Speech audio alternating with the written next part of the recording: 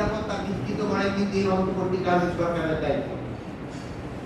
এই দায়িত্ব পালন কিন্তু মানে ওই আমাদের যে সচিবালয়ে আমরা এসি রুমে বসে কিছু করতে পারি না, এটা কিন্তু আপনাদের মাঠ প্রশাসনের কিন্তু আপনাদের বড় দায়িত্ব। এটা দায়িত্বটা মেইনলি মাঠ প্রশাসনের। এই ক্ষেত্রে আপনাকে একটু সচেষ্ট হতে হবে। আমাদের পুলিশ বাহিনীর আগে যে অবস্থা ছিল এর থেকে কিন্তু আল্লাহ দিলে এরা কিন্তু অনেক ভালো অবস্থা এখন চলে গেছে।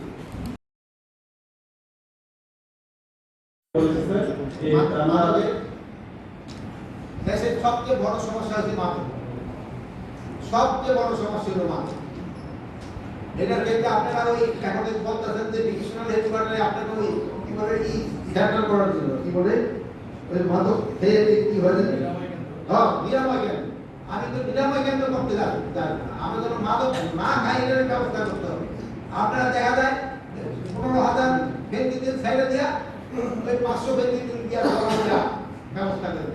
এগুলি যেন না হয় তাহলে কিন্তু চাকরি থাকবো না। ব্যক্তিদের সাইডে দেয়া ওই 500 ব্যক্তিদের দিয়া ব্যবস্থা করবে। এগুলি যেন না হয় তাহলে কিন্তু চাকরি থাকবো না। চাকরি কিন্তু সাথে সাথে চলে যাবে। শুধু আমি বলতে যে এই ক্ষেত্রে এইরকম আপনি আপনাকে ক্রিমিনাল কেস দেওয়া হবে। যেহেতু ডিপার্টমেন্টাল যে অ্যাকশন এটা একটা এই 203 আছে ডিপার্টমেন্টাল অ্যাকশন এটা একটা ফান্ড।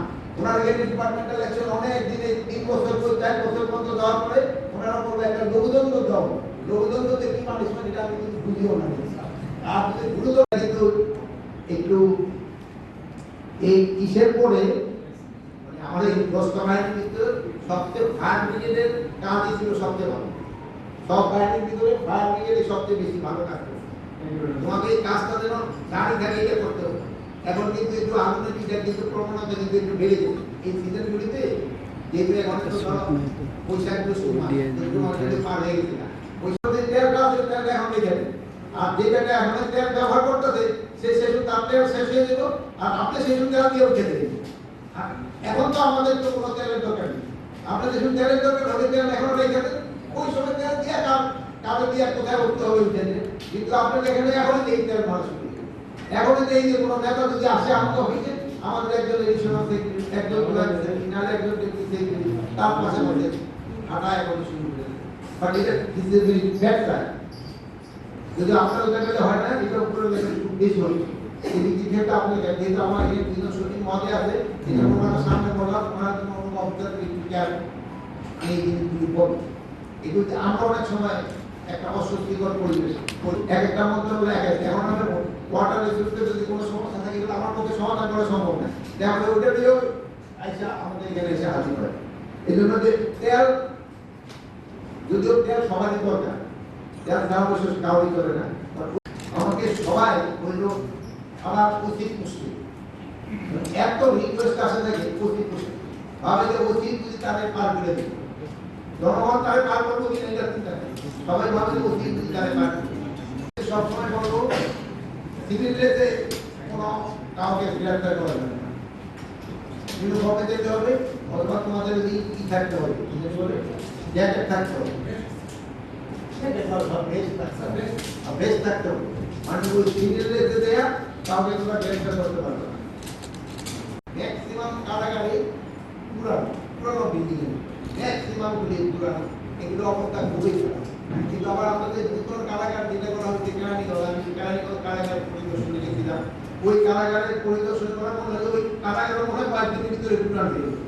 এটার কনস্ট্রাকশন এত খারাপ আমাদের পিটার পিট কেউ আছে নাকি পাবলিক সুপারতে নাই মনে হয় মানে যদিও ওই কারাগার পিটার পিট করতে পারবে ওই সময় দেখতে কন্ট্রাক্টররা সিলভার মোড়ি করেছি অনেক হয়েছে কিন্তু মত যাচ্ছে আর কোনো সময় না কোনো কিছু হইলেই কোনো কিছু ঘটনা ঘটলে তারা আইনের আশ্রয় নেই। যেহেতু আইন শৃঙ্খলা বাহিনী কিন্তু আগের থেকে এখন অনেক বেশি কথা যে কোনো জায়গায় আপনি পাবেন খেলাটা একটু রয়ে গেছে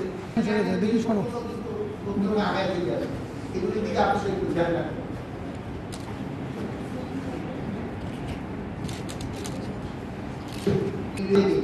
যে পরিমাণ অস্ত্র লুট হয়ে গিয়েছিল কিন্তু আমরা কিন্তু সব উদ্ধার করতে পারি সবকিছু কিন্তু উদ্ধার করা যায় না। এটা যত তাড়াতাড়ি সম্ভব হাতিয়ার বিরুদ্ধে উদ্ধারের ব্যবস্থা করতে হবে যত তাড়াতাড়ি সম্ভব। আর অনেক ক্ষেত্রে দেখা গেছে কিছু কিছু শীর্ষ সন্ত্রাসীও কিন্তু জামিন পেয়ে গেছে। এই তো তারা জামিন পেয়ে গেছে বা তারা কারা থেকে মুক্তি হয়ে গেছে, কিন্তু তাদের দিকে আপনাদের কিন্তু খেয়াল রাখতে হবে। তারা এখন ছাড়া পাওয়ার পর অথবা জামিনে মুক্ত হওয়ার পরে তাদের অ্যাক্টিভিটিস গুলি আপনাদের সবসময় তাদের নজরে রেখে গেছে। যারা আছে তাদের আরো বেশি খেয়াল মাঠের বাস্তবতাটাকে একটু আপনার চিন্তা ভাবনা করবেন। আর আমি কিসের ক্ষেত্রে বলবো যে আমাদের যে বাহিনীগুলি আছে, বাহিনীগুলি মানে থাকার ব্যবস্থা অনেক জায়গায় আছে, যে আমাদের থানাগুলি আছে যেগুলি ভালো ভাষায় আছে, এর তাদের থাকার পরিবেশও খুব একটা ভালো না, এবং এদের আবার খাওয়ানোর সিস্টেম বিভিন্ন ধরনের। এটাকে কিভাবে ভালো করা যায় এই দিকে একটু খেয়াল রাখতে হবে। এটার ক্ষেত্রে আমি দেখছি স্পেশালি পুলিশের থাকার ব্যবস্থাগুলি অবশ্যই বেশি খারাপ। আমরা অলরেডি চেষ্টা করতেছি, যেহেতু আমাদের আপনারা জানেন যে এই সরকার নেওয়ার পরে আমাদের ব্যাংকগুলির অবস্থা কিন্তু আপনারা অনেক সময় দিয়া ব্যাংকের দিকে তো টাকাও দেওয়া পারবেন, তবু আমরা দিলে এখন পরিস্থিতি অনেক ভালো হয়েছে।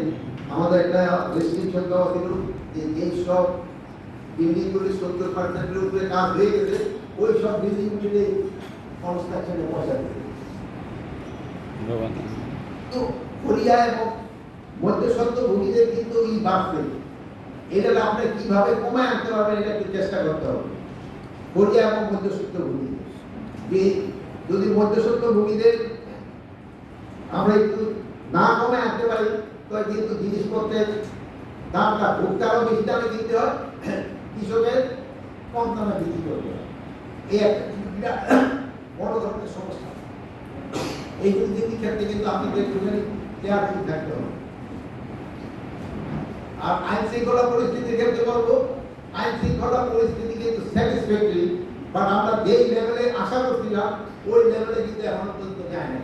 আজকে আমি ওই সেনাবাহিনীর অফিসার বেশি আমি দেখি একটা বলবো, তোমাদের সামরিক পাওয়ার দেওয়ার পরেও কিন্তু পরিস্থিতি যতটা আমরা উন্নতি আশা করতেছিলাম ততটা কিন্তু উন্নতি হয়নি। এই জন্য কিন্তু আমি যতটা আশা করতেছিলাম ততটা কিন্তু হয়নি। আমাদের আরো কিন্তু উন্নতি অনেক অবকাশ নিয়ে এজন্য সবাই কিন্তু সরকার লেভেলে চেষ্টা করতে হবে। তার বিষয়ে সবাই বলে যে এরা ধরা হয় কিন্তু সাথে সাথে আবার বেল পেয়ে যায়, যেহেতু এটা তো বেল দেওয়ার মালিক তো আমরা না, বেল তো দেয় মাননীয় জাজ পাওয়া যায় না, ওনারা আমাদের বিদেশ বিবেচনা করে ওনারা দেয়। তো আমি আশা করবো যে হয়তো আমাদের ইতিহাসে কিনা পিটি সাহেব কিন্তু না কেন সমাজে যেন জামিন না পায় এদিকে আপনারা একটু খেয়াল রাখতে হবে। এমন দেখা গেছে যে ফুলকপি বাঁধাকপি এগুলির দাম কিন্তু অনেক কমে গেছে। এই জন্য আমরা এখন একটা প্ল্যান করা হয়েছে, যশোরে একটুখানি বেশি দিয়ে ওই ছোট ছোট মিনি কোল্ড স্টোরে আমরা করে দিব, হয়তো আগামীবার থেকে যা কার্যকরী হয়ে যাবে। ওই মিনি কোল্ড স্টোরে যেন তারা 3 মাস 4 মাস এই সবজিটা প্রিজার্ভ করে রাখতে পারে। আর যদি আপনি জানেন এখন কিন্তু একটা প্ল্যান দ্বিতীয় দরকার, শীতকালীন সবজি শেষ হয়ে গেছে, গ্রীষ্মকালীন সবজি কিন্তু সম্পূর্ণ উঠে না। দেখতে পারেন বৃষ্টিটা কিন্তু একটু লেট বৃষ্টি হয়েছে, বৃষ্টিটা আর একটু আগে হলে কিন্তু কি হইতো বেশি, এই শীতকালীন সবজিটা গ্রীষ্মকালীন সবজি বেশি হইতো, কিন্তু আবার ধানের মধ্যে যদি আগে আর প্রত্যেক বৃষ্টি হলে আলু নষ্ট হয়ে যায়, মানে সব দিক যাবে মানে হরমোন দেওয়া লাগে সবাই মোটামুটি ধরি। সাধারণত দাম কন্ট্রোল করার একটা বড় উপায় হলে চাঁদাবাজি বন্ধ। রাস্তাঘাটে যদি চাঁদাবাজিটা বন্ধ হয় তবে কিন্তু জনগণ এই ফসল খেতে কিন্তু সবজির জন্য অনেক অনেক প্রচুর সবজি কিন্তু ফসল খেতে হয়। এক সময় যখন খালি 4 বছর ছিল সেই সময় ফসল ছিল খেতে কিসের জন্য দিতাম, এখন কিন্তু বরাবর যে সময় তোমার কেমন পেছনে সেই সময় সবজি প্রচুর সবজি হয়, কিন্তু কৃষক আমাদের ক্ষেত্রে সবচেয়ে যদি এফেক্টেড কেউ থেকে থাকে এই হলো কৃষক। একটু দাম বাড়লে আমরা হাও হাও শুরু করে দিই, মানে এখন কৃষকদের আলুর দাম পাচ্ছে না, সবজির যে দাম পায় না, এদের জন্য কিন্তু আমাদের এই প্রেস ক্লাবে সবজি দিয়ে আছে ওই সবজি টেলিফোনে কথা বলতে এখন কিন্তু কোনো কিছু হলে কিন্তু আপনারা ধরা রাখবেন। আগে যেমন এই মধ্যে আসছে যে এদিক সেদিক পার পেয়ে যেতেন, এখন কিন্তু পার পাবেন।